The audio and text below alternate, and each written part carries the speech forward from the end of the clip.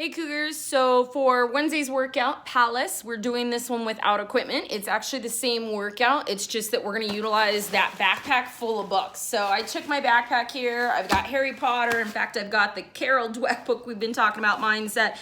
I filled it with some heavy books and cinched it tight, and it feels about a good 10 to 15 pounds there. So that's pretty good for us moving around. Don't worry, you move some weight anytime you're moving yourself and or an addition of weight, you're gonna get a good exercise. So this workout has two different parts.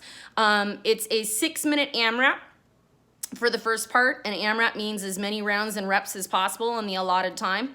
And for the first part, we are going to be performing these odd object reverse lunges into 20 double taps because we don't have a jump rope. So the double taps are going to help us practice kind of what the spin of the rope is like until we get a jump rope. So for that movement, I would definitely start off by probably performing some jumping jacks so that you can start to warm up the body. So again, toes and heels together, hands touching in the overhead position. Just get some jumping movement to warm yourself up. Get the arms going because we are going to have some ground to overheads in this workout too for part 2. So just make sure you jump around for a minute, high knees. You can do some air squats. You can definitely go into and practice squatting again. You can do some inchworms. Anything to get a general warm up for a good 5 to 10 minutes before we actually go into the movements. We're not going to take care of that right now because we do need to teach the movements. So for that odd object, you can hold on to it in the front rack by hugging onto it with your chest, or you can go ahead and put your arms up underneath it. But we would like you to go ahead and start by warming up with just some body weight lunges first. So when we do these body weight lunges, we want to make sure that the chest is stacked nice and tall over the hip, over the knee. As I step back, I'm stepping back wide, and I'm stepping back far from the other leg so that I can maintain a 90 degree in the front and a 90 degree in the back. I kiss my knee to the ground, and then I stand all the way up, squeeze the butt at the top.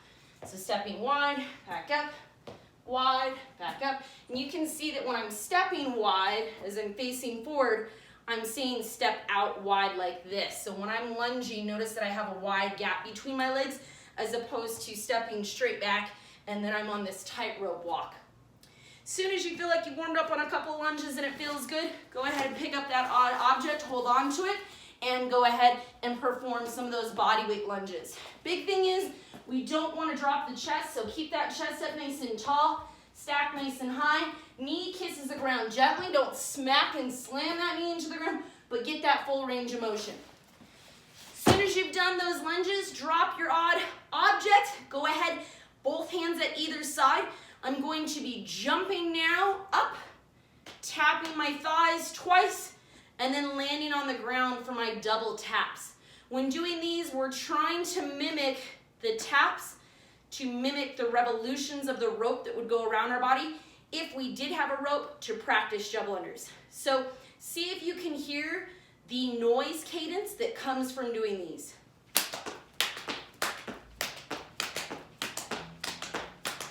Notice that we have two different noises. We have a slap, and then we have a touch of the foot on the ground. Make sure that you have two opposite combination there so that we know that we have the timing down for when we actually do perform double unders. So again, on the count of 3, 2, 1, go, you're gonna perform 2 odd object reverse lunges into 20 double taps. Then you'll do 4 odd object reverse lunges into 20 double taps. Then 6, and then 20. Then 8, then 20, then 10, then 20. And you keep going till the buzzer cuts off at 6 minutes. You have 2 minutes to rest. As soon as your 2 minutes is up, you need to reset your clock for 6 minutes for part 2 of this workout. Part 2 of this workout is still going to include the double taps. However, our second movement is going to be a ground to overhead with the backpack.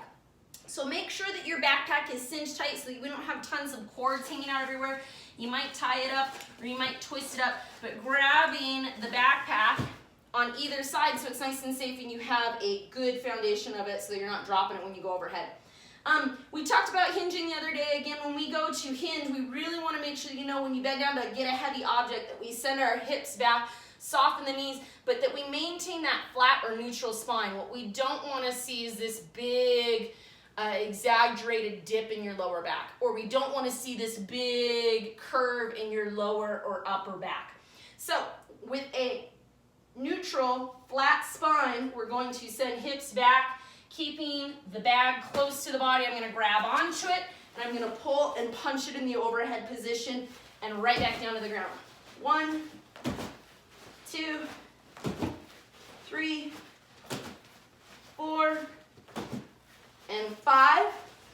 So I showed you 5 reps there of a ground to overhead with an odd object. For this portion of the workout, it's 6 minutes in the same fashion. You're gonna perform 2 ground to overhead into 20 double taps, 4 ground to overhead into 20 double taps, into 6 ground to overhead into 20 double taps, and then you keep adding 2 reps every round until the 6-minute time goes off.